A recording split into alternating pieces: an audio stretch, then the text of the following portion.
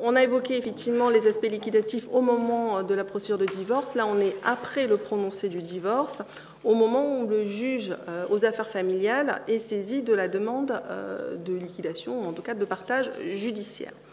Juste rappeler que l'assignation faite par l'avocat doit répondre aux conditions et aux exigences de l'article 1360 du Code de procédure civile. Il faut bien évidemment décrire le patrimoine, faire état des intentions du demandeur et surtout préciser les démarches amiables qui ont été engagées entre les parties pour tenter une résolution amiable du litige. Alors ça peut être par tout moyen, alors bien évidemment un PV de notaire s'il y a déjà eu des démarches devant le notaire, mais ça peut être aussi des échanges de courrier entre avocats, en tout cas tout moyen qui permette de rapporter la preuve au juge qu'il y a eu des échanges entre les parties pour essayer de parvenir à un partage amiable, tout ça étant prévu à défaut d'irrecevabilité. La procédure est une procédure écrite, contentieuse. La procédure de liquidation-partage est une procédure écrite et contentieuse devant le tribunal de grande instance, avec bien évidemment représentation obligatoire de l'avocat. Est-ce qu'on peut mettre les deux, voilà, la première image pour présenter les deux procédures, circuit court, circuit long. Quand le juge de la liquidation judiciaire est saisi d'une demande de partage, rapidement, en sa qualité de juge de la mise en état, il va essayer de déterminer, au vu aussi des conclusions des parties, si on s'engage vers ce qu'on appelle un circuit court ou un circuit long. Le circuit court ou le partage simple, lui, est régi par les articles 1361 à 1363 du Code de procédure civile. Pour faire simple, c'est lorsque le tribunal n'a statué que sur des points de litige qui sont très limités, très précis, éventuellement relativement simples à régler, et par son jugement, il peut permettre le partage définitif. C'est par exemple lorsqu'on a une question simple sur la nature d'un bien, est-ce qu'il est propre ou est-ce qu'il est commun, sur éventuellement l'attribution des lots. Voilà, en tout cas, ça peut être aussi sur la licitation d'un bien, si c'est le seul bien à partager, ordonner la licitation. Le juge donc tranche les points de désaccord et ensuite peut éventuellement renvoyer devant le notaire, notamment s'il y a un immeuble, puisqu'à ce moment-là, effectivement, la nécessité d'un instrumentum rédigé par le notaire est nécessaire. S'il n'y a pas de bien immobilier, à ce moment-là, c'est le jugement simplement qui permettra de trancher définitivement le partage. Le circuit long ou partage complexe, lui, est régi par les articles 1364 à 1376 du Code de procédure civile. Là, en réalité, le débat liquidatif est totalement ouvert. Il y a des discussions qui sont nombreuses, qui ne sont pas nécessairement circonscrites. Et à ce moment-là, il y a un véritable travail liquidatif qui est à effectuer, d'où la désignation, effectivement, d'un notaire et d'un juge commis. C'est le juge du fond, enfin c'est le juge de la liquidation qui va décider de l'orientation de procédure par une première décision. Bien évidemment, après avoir invité éventuellement les parties à avoir conclu sur ce point si elles ne l'ont pas déjà fait. Ce qui est certain, c'est que comme nous, l'objectif, parce que vous l'avez peut-être constaté dans vos pratiques professionnelles, les liquidations sont souvent très longues, voire beaucoup trop longues. Notre objectif, en tant que qualité de juge, pour tenir les délais, c'est de faire en sorte qu'on s'oriente rapidement vers le bon circuit. Et si on voit qu'on part faire un circuit long, et la désignation d'un notaire et d'un juge commis, à ce moment-là, il faut rapidement qu'on tranche éventuellement ce qui peut être tranché dans le cadre d'un jugement mixte et qu'ensuite on désigne le notaire, le juge commis et qu'après les opérations avancent. Parce que si on passe déjà 2 ans à décider du circuit long, ensuite il y a la phase notariale, bon, et c'est ainsi qu'on se retrouve avec des liquidations qui durent 7 ou 8 ans, voire plus. Donc le juge décide effectivement du circuit. En pratique, ma collègue et moi, on est d'accord, on utilisera beaucoup plus le circuit long que le circuit court, parce que si on part sur un circuit court, ça suppose que le litige soit clairement déterminé. Et si nous tranchons le partage et nous réglons le partage, alors qu'éventuellement il y a des questions en suspens qui n'ont pas été mises dans le débat, mais c'est trop tard. Voilà. Donc il peut être de l'intérêt aussi des parties qu'on aille vers un circuit long pour que chacun des époux ou des ex-époux, en l'occurrence, puisqu'ils sont divorcés, ait bien conscience de la totalité du patrimoine à partager. Et ensuite, le juge, effectivement, tranchera les désaccords. Si tu me permets, oui. Pour préciser, sur le circuit court, ça signifie qu'après, il n'y a plus d'autres décisions, plus d'autres alternatives que de réaliser l'acte tel qu'il a été tranché conformément au jugement. Ce qui veut dire que ce qui paraissait initialement des points d'accord J'ai eu le cas, hein, c'est pour ça que ce qui paraissait des points d'accord, par exemple, une récompense pour des taxes foncières ou une créance pour des taxes foncières, et qui finalement, juste avant la signature de l'acte définitif, n'est plus un point d'accord, le juge il ne pourra plus être amené à statuer puisque ça n'était pas un point de désaccord au départ. Ça ne lui a pas été soumis et donc c'est terminé. C'est pour ça qu'il faut être très prudent sur les circuits courts. Voilà, c'est vraiment l'hypothèse simple, il y a juste l'immeuble à partager, il faut que le juge ordonne la licitation, là pourquoi pas. Oui, ou un désaccord sur l'indemnité d'occupation par exemple, c'est souvent un point qui pose difficulté, s'il n'y a que celui-là, un circuit court, ça peut se concevoir. En tout cas, en pratique, même si le principe c'est circuit court et l'exception le circuit long, en pratique on se retrouve plutôt avec des circuits longs. Sur... alors, je vois que ça marche. Voilà, le circuit long. Alors, je ne vais pas vous faire un exposé complet des différents articles, et puis je pense qu'en l'occurrence, nous n'avons plus le temps. Si le juge choisit le circuit long, il peut quand même néanmoins, en préalable, trancher par jugement mixte un certain nombre de points qui posent difficulté. Par exemple, on peut avoir, dans le cadre d'une liquidation judiciaire, un désaccord sur le montant de l'indemnité d'occupation, même sur le principe de l'indemnité d'occupation. Si le juge a déjà ces éléments-là pour trancher au moment de l'orientation de la procédure, il peut le faire, ce qui peut permettre ensuite au notaire d'avancer plus rapidement dans les opérations de liquidation, voire même d'obtenir peut-être plus facilement un accord des époux. Il y a quelques points que nous tenions absolument à rappeler qui nous paraissent importants pour essayer d'accélérer ces procédures de liquidation judiciaire, parce que c'est véritablement notre volonté sur le département. Voilà, elles sont souvent beaucoup trop longues, et moi j'ai vu des liquidations judiciaires, ça fait 8-9 ans que les gens sont en liquidation judiciaire, ça me paraît pas possible et pas souhaitable. Donc le juge commis qui sera désigné par la première décision devra veiller bien évidemment comme le notaire à respecter les délais. Dans le cadre du circuit long, les délais sont prévus par les textes et sont extrêmement précis.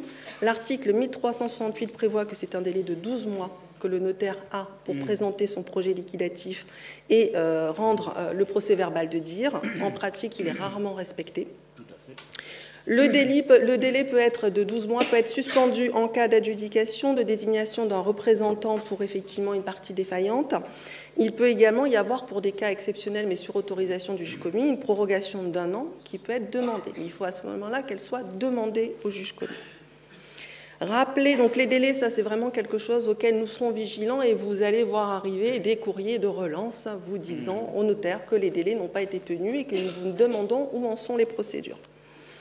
Le notaire doit essayer autant que possible de respecter le principe du contradictoire, même si on n'est pas en mission d'expertise, mais c'est vrai que pour que les échanges puissent se faire, le principe du contradictoire est quand même plutôt souhaitable.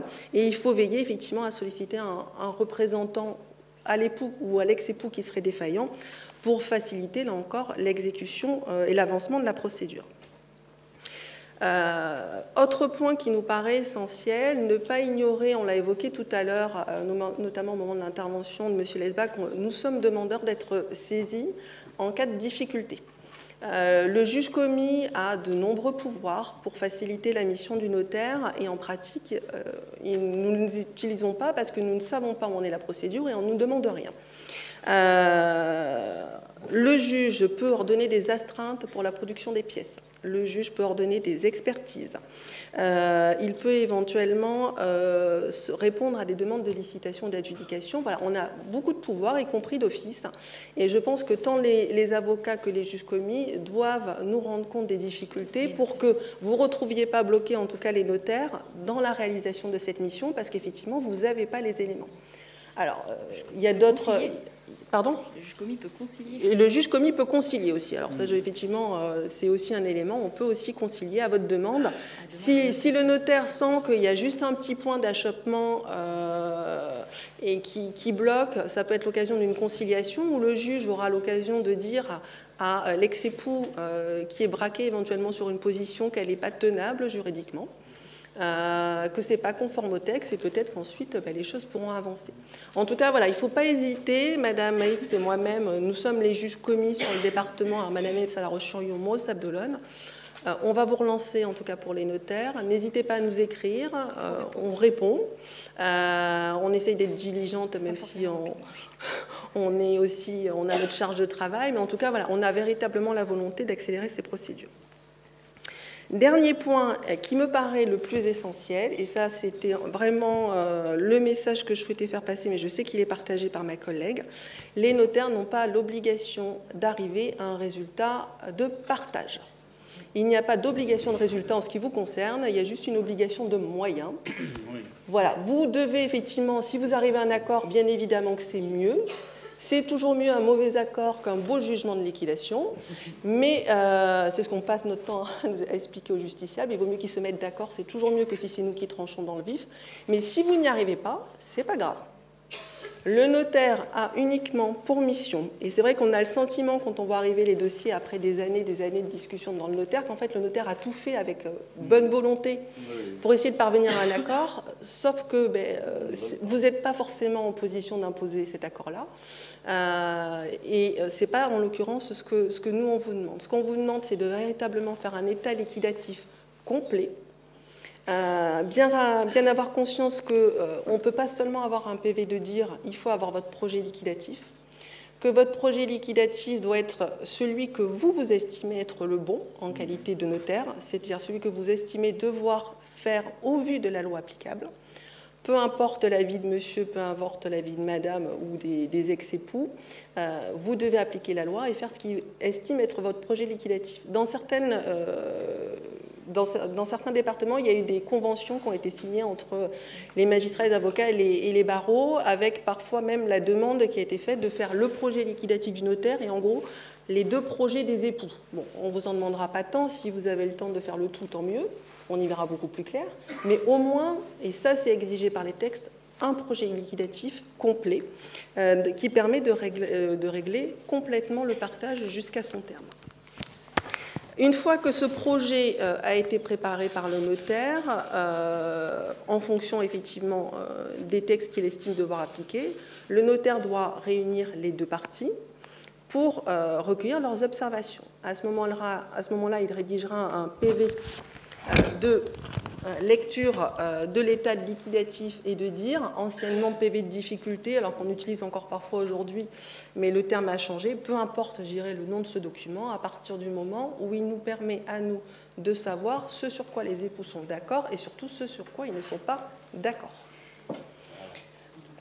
Parce qu'une fois que ce procès-verbal d'état liquidatif et de dire est fait, il y a deux solutions. Soit les époux, finalement, arrivent à se mettre d'accord. C'est parfait, vous établissez l'acte de partage. Enfin, ils sont d'accord, ça arrive de temps en temps. Quand même, il ne faut pas désespérer. À ce moment-là, vous établissez un acte de partage et juste informer le juge commis qu'il y a un acte de partage pour pas que nous, notre dossier continue à tourner et qu'on puisse le clôturer. Parce que le juge commis va constater la clôture. Voilà, nous, on va constater la clôture. Il faut quand même qu'on termine notre dossier. Donc, il faut nous avertir. S'il n'y a pas d'accord, à ce moment-là, effectivement, vous nous transmettez ces deux pièces qui sont nécessaires, à la fois l'état liquidatif et le procès-verbal de dire ou éventuellement de difficulté, le plus précis et exhaustif possible, pour que le juge commis puisse rédiger son propre rapport à l'intention du juge du fond. Puisque ce procès-verbal, enfin ce compte-rendu du juge commis va saisir le juge du fond des points de désaccord strictement limités, et le juge du fond ne tranchera que ces points de désaccord. Et ensuite, une fois que la décision est prise, éventuellement, le dossier peut revenir vers le notaire pour, pareil, établir l'acte de partage, notamment s'il y a un bien immobilier. Mais à ce moment-là, je dirais que le notaire n'a plus aucune marge de manœuvre, il exécute uniquement la décision avec les accords antérieurs des époux et les points de désaccord qui ont été tranchés par le juge. J'espère avoir été courte. Je ne sais pas si tu veux préciser des choses. Juste ce qu'on voulait faire passer comme message, pour ça que nous, cette journée était très importante aussi pour ça. Le juge commis, il est là pour aider le notaire. On n'est pas là pour sanctionner les notaires. Et je dis ça parce que, donc effectivement, on a commencé à faire des courriers pour savoir où en sont nos procédures. Et globalement, je dois dire que 4 fois sur 5, on n'a pas de réponse. Donc, et quand on prend notre téléphone pour appeler l'étude, là, on a une réponse. Donc, sachez que notre objectif et notre rôle de juge commis, c'est d'aider à ce que la liquidation aboutisse, et si elle n'aboutit pas, qu'on arrive à une décision devant le juge du fond. Mais donc, le juge commis a beaucoup de pouvoir et on est vraiment là pour accélérer et pour apporter un soutien aux notaires qui ont des difficultés pour exercer leur mission. On peut concilier, on peut convoquer en tentative de conciliation, on peut ordonner des astreintes, enfin voilà, tout ce que Hélène, ma collègue, a déjà indiqué.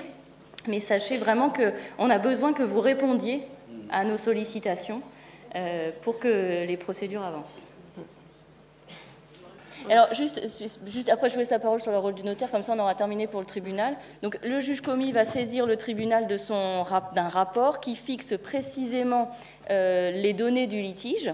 Et le tribunal, donc, à partir du rapport du notaire, le juge commis va déterminer les points de désaccord qui ont été listés par le notaire, et le tribunal ne statuera que sur ces points de désaccord, rien d'autre. Et tout ce qui n'aura pas été soulevé devant le notaire ne pourra plus être tranché par le tribunal. Donc là aussi, le notaire et les avocats, parce que quelqu'un devait présenter les avocats, aura un rôle important, puisque tout ce qui n'aura pas été dit à ce stade-là ne pourra plus l'être par la suite. Oui, alors Colette Loas est partie parce qu'elle devait partir et elle devait intervenir sur le rôle de l'avocat. Donc je la remplace un petit peu au pied levé. C'est vrai que je crois que le rôle de l'avocat dans ce type de procédure, c'est aussi de veiller à ce que le processus soit un peu rythmé, c'est-à-dire qu'on puisse faire avancer le dossier.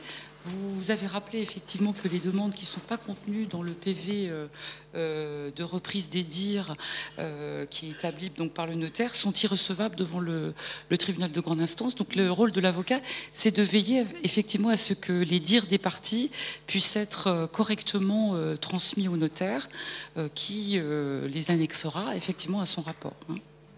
Ça, c'est important. Le rôle de l'avocat, j'ai pas grand-chose à dire, si ce n'est qu'effectivement, au stade préalable, c'est-à-dire avant la délivrance de l'assignation, vous savez que selon les dispositions de l'article 1360 du Code de procédure civile, il faut démontrer l'existence de tentatives de règlement amiable. Donc, ce qui veut dire qu'il faut aussi produire soit les courriers échangés avec les notaires ou entre les notaires, ou également, d'où l'importance aussi parfois de demander, quand on récupère un dossier qui est en discussion depuis longtemps devant les notaires, d'avoir un courrier des notaires et qui demande une réponse, par exemple, dans un délai précis. Ça marque un rythme aussi, parce que très souvent, on a des courriers qui sont envoyés, je ne sais pas si je me fais bien comprendre, et il n'y a pas de délai. Donc ça traîne en longueur, et pour nous, c'est un peu problématique. Voilà, ça, les avocats peuvent aussi transmettre, bien sûr, des courriers à la partie adverse pour lui demander de répondre sur un projet de partage ou une proposition de partage. Voilà. Oui, il est un peu surprenant qu'il n'y ait pas de délai pour tout ce parcours liquidatif post-divorce. Il fut un temps où il y en avait un peu, ça a été oublié, ça n'a jamais été suivi. Il y en a, il y a le délai d'un an, mais vous l'avez vu sanctionner? Non. Mais c'est à partir du moment où l'assignation est délivrée. D'accord. Oui, à partir du moment où on a désigné le notaire. Il y a aussi toute la procédure, enfin si j'ose dire, toute la période préparatoire là, qui parfois est assez longue. Et c'est vrai que c'est vrai que si ça peut être rythmé, et c'est souvent une demande que nous, avocats, on peut avoir auprès des notaires, c'est que voilà, au bout d'un moment, si vous n'arrivez pas à avoir de réponse, je crois qu'il faut faire le constat de ce que vous n'arriverez peut-être pas à sortir aisément le dossier. Donc à un moment donné, voilà, il faut peut-être s'orienter vers une option judiciaire si on n'arrive pas à obtenir une réponse. Donc, et ne pas laisser le dossier traîner. De mémoire, à une époque, il y a eu des sanctions, mais je crois qu'elles ont disparu. Il existait à une époque, je crois, la possibilité pour le juge, effectivement, de réduire les émoluments du notaire, mais je crois qu'à la lueur de la dernière réforme, cette disposition a disparu. En tout cas, moi, je ne l'ai pas retrouvée. Elle n'existe pas. Elle n'existe plus. Elle a existé, mais elle n'existe plus. C'est souvent le fait de la mauvaise volonté des parties, Oui, oui. que les choses n'avancent pas et n'aboutissent pas. Il fut un temps, mais c'est déjà assez Non, mais loin. vous posiez la question de la sanction. À Oui. une époque, il y avait la question, ça existait, ça n'existe plus. Mais effectivement, je pense qu'en général, la difficulté n'est pas là. Non. C'est... La principale difficulté à laquelle on est confronté, c'est effectivement un des époux qui ne va pas nous communiquer les éléments. Oui. Or, on a quand même des pouvoirs judiciaires d'investigation, donc on peut faire quand même pas mal de recherches. Après, et un outil qu'on n'utilise pas, c'est effectivement l'époux qui ne nous répondra pas. Où là, on peut demander au juge justement la nomination d'un représentant qui peut nous permettre ensuite d'avoir officiellement un représentant dans le cadre de la procédure. Et ça, c'est vrai que c'est quelque chose que l'on n'a pas automatiquement à l'esprit, parce que dans l'idée, nous, c'est d'arriver effectivement à un partage complet et arriver à mettre les parties d'accord. Dans un système tel que c'est là actuellement avec le partage judiciaire, notre mission, c'est de faire les calculs et c'est tout, ni plus ni moins. Et de les étayer, bien sûr, avec des éléments. Oui, ne pas oublier de les étayer. Oui, mais c'est surtout ça. Ce qu'on peut reprocher, avant entre tout. guillemets, parfois au notaire, c'est de nous donner un acte liquidatif que les parties vont contester parce qu'éventuellement, elles ne le comprennent pas, mais sans dire comment le notaire est arrivé, lui, à ces calculs-là. Et pour nous, ça va être difficile de... Voilà. Ben, on ne peut pas trancher si on n'a pas les éléments pour prendre la décision.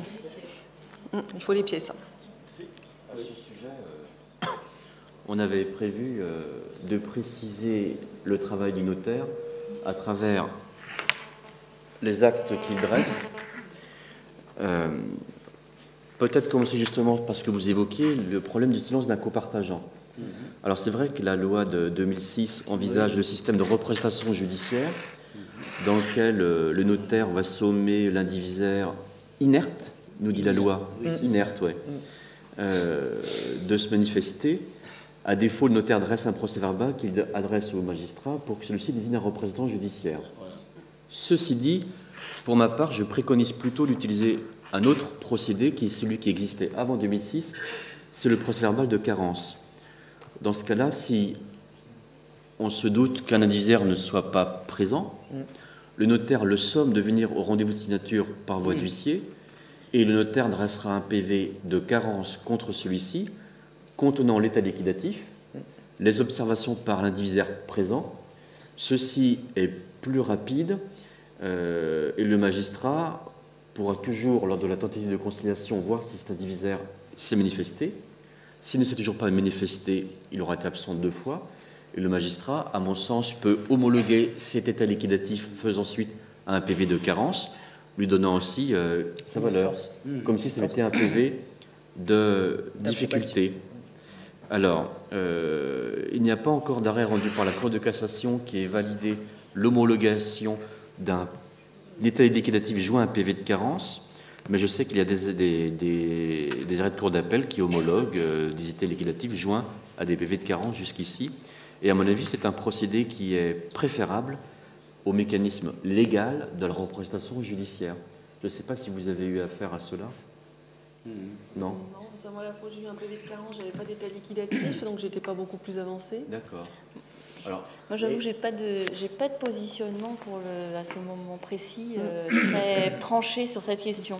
Sachez que ce que je préconise au notaire est de dresser un procès-verbal de dire, puisqu'une personne va émettre des dires, et de carence contre celui qui n'est pas là, de le soumettre au juge.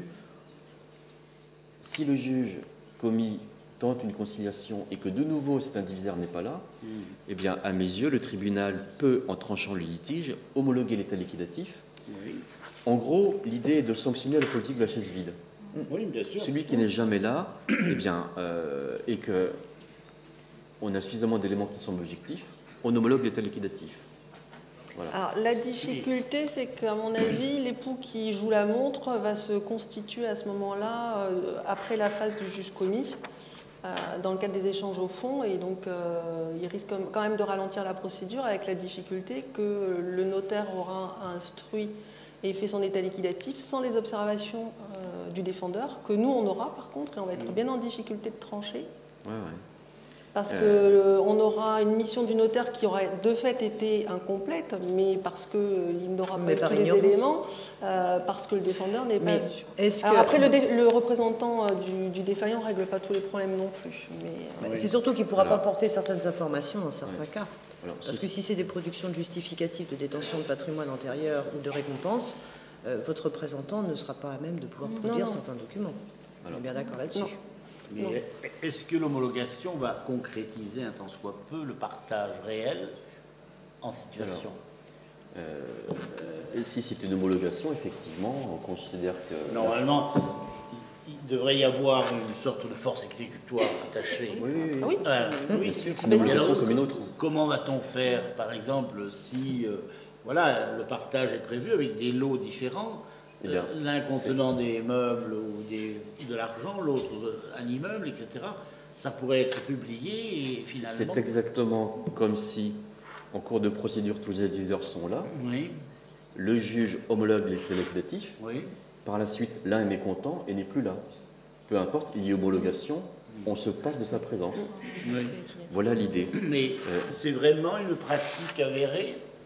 Alors, je sais que quand j'en parle aux notaires, c'est leur pratique fréquente, mais peut-être moins par ici, je ne sais pas. Oui, je sais qu'à mes yeux, les procès-verbaux de carence sont bien plus fréquents que la demande en justice de désignation d'un représentant. Je pense, oui. C'est parce qu'on n'a pas le réflexe systématique, dans un premier temps. Je pense qu'en tant que notaire, oui, c'est plutôt de dresser un procès-verbal de carence suite à une convocation, avec l'état liquidatif, et de renvoyer vers le juge en disant voilà, la partie ne s'est pas présentée, par contre nous avons recueilli les dires, et acceptation peut-être de l'autre époux. Mais le réflexe de demander la nomination d'un représentant pour effectivement l'indivisaire taisant, on ne l'a pas. Après, comme indiquait ma collègue, c'est vrai que la difficulté du PV de carence, c'est que si du coup il n'y a pas de dire, donc il n'y a pas de désaccord,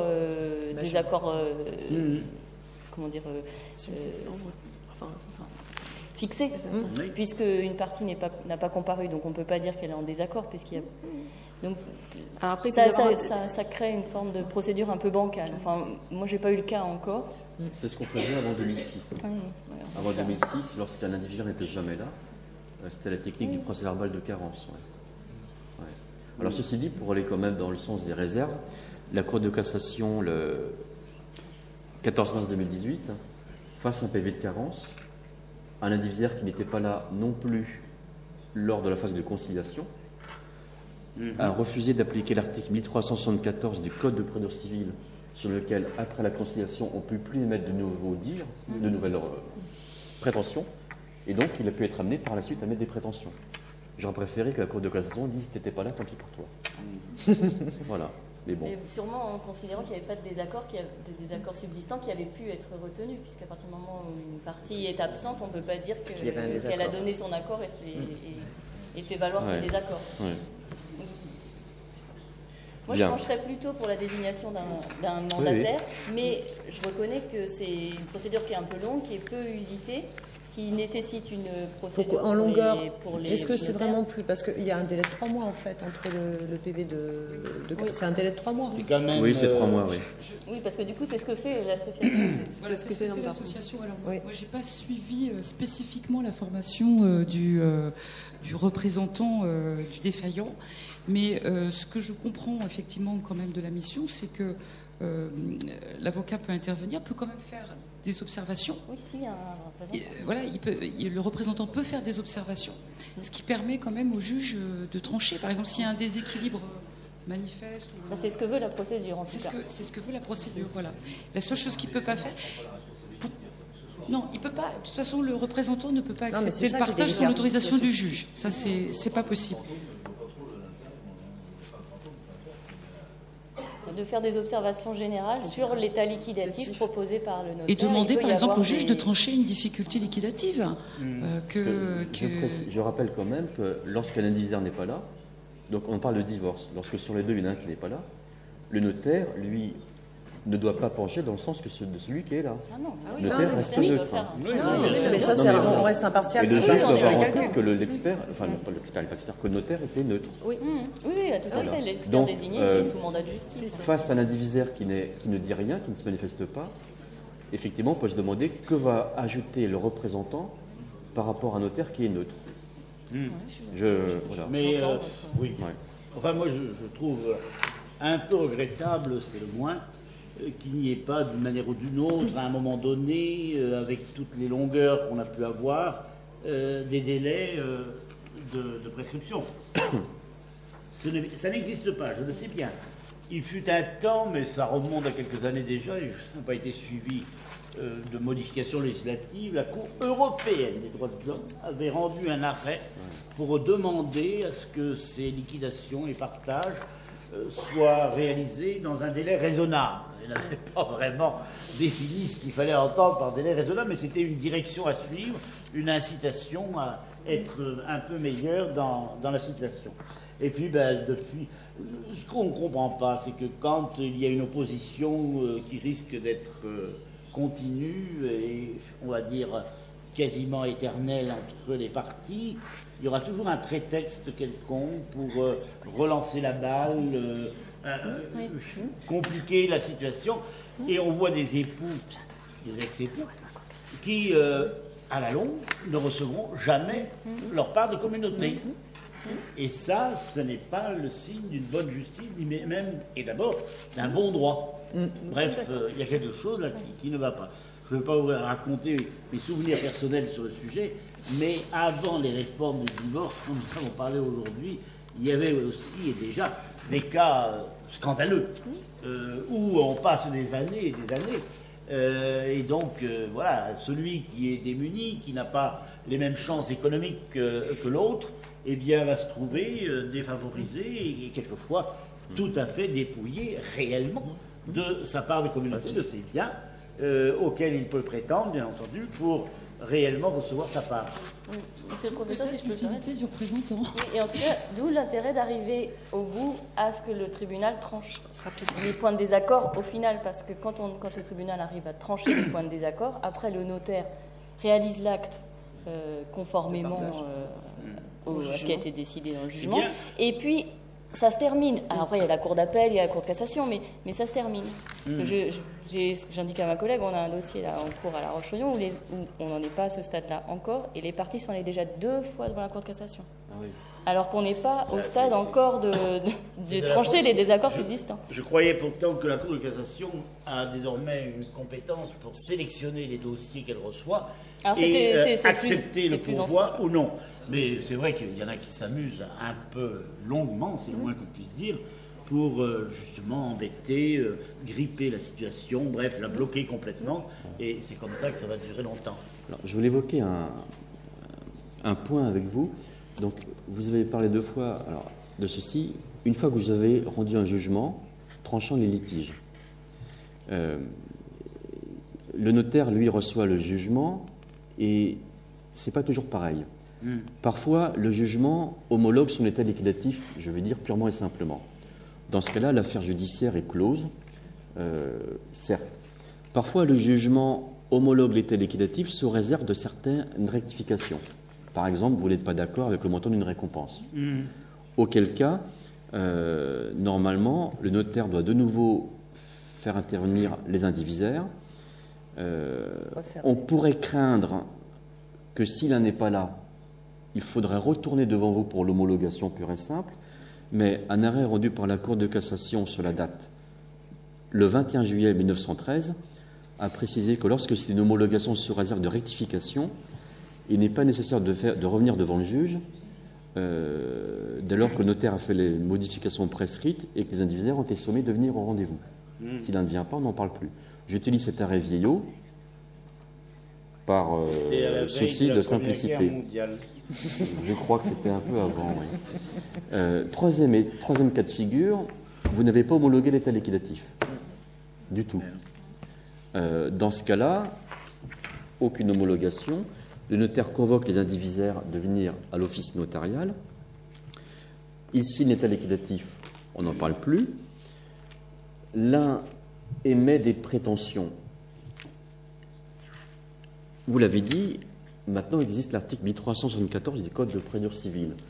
On ne peut plus émettre de nouvelles prétentions après la phase de conciliation, sauf si leur fondement est né après la phase de conciliation. Ceci dit, le notaire n'est pas juge de cela. Donc malheureusement, s'il y a de nouvelles observations, je pense que le notaire doit en tenir compte de l'homologation, et ce n'est que vous qui pouvez utiliser l'article 374 pour dire que la demande sera irrecevable. Le notaire n'a pas la possibilité lui-même de dire « votre demande est irrecevable parce que nouvelle ». Il n'est pas juge de cela normalement. Il doit soumettre cette demande d'homologation et vous invoquerez. Voilà. Vous voyez ? Les textes disent le juge homologue l'état liquidatif, donc ça c'est le premier cas, ou Oui. renvoie les parties devant le notaire pour établir l'acte constatant de partage. Donc on peut imaginer que c'est tout ce qui n'a pas été tranché par le tribunal est considéré dans l'état liquidatif. Le projet proposé, c'est considéré comme conforme. Après, sur les questions des demandes postérieures, bon, si c'est une demande d'indemnité d'occupation, enfin, ça dépend. Parce qu'il y a des demandes qui sont nécessairement antérieures. Moi, je n'ai que des cas bizarres. Hein. Oui, Tout ce qui se passe bien, je ne suis pas au courant, je n'ai que des cas bizarres. Mais Voilà. je n'ai pas Donc peut-être que j'ai l'esprit déformé par la bizarre. Ce pourquoi il fait le cridon. C'est fait pour. Bon, Les cas Mais bon, bizarres. effectivement, il faut revenir devant Oui, le tribunal c'est vrai. s'il y a des demandes. C'est vrai. Ouais. Et puis, à durer aussi longtemps, il y a toujours un risque de voir sur un point d'achoppement la jurisprudence évoluer. Et la balle est repartie, et, bon, elle rebondit, alors on va continuer comme ça en attendant dans la Après, suite. je me demande si quand même la demande postérieure ne doit pas être présentée. C'est pas tous les jours que ça arrive, mais il y a dans les dernières années des jurisprudences importantes qui ont transformé certaines liquidations. Je pense au régime de la séparation de biens, par exemple, où en 2013, à coup d'arrêt répété, la Cour de cassation a considéré que le fait pour un indivisaire de payer plus que l'autre pour l'acquisition du logement familial était sa contribution aux charges du mariage et que par conséquent il n'y avait plus ou il n'y avait pas de créance entre les indivisaires à propos de ce financement de l'acquisition du bien. Tout ça est donc un peu dangereux. Bon, encore une fois, ce n'est pas tous les jours que ces variations de jurisprudence, et même quelquefois ces revirements surviennent, mais Alors, tu parles d'arrêt récent. oui, Je vais en citer un petit.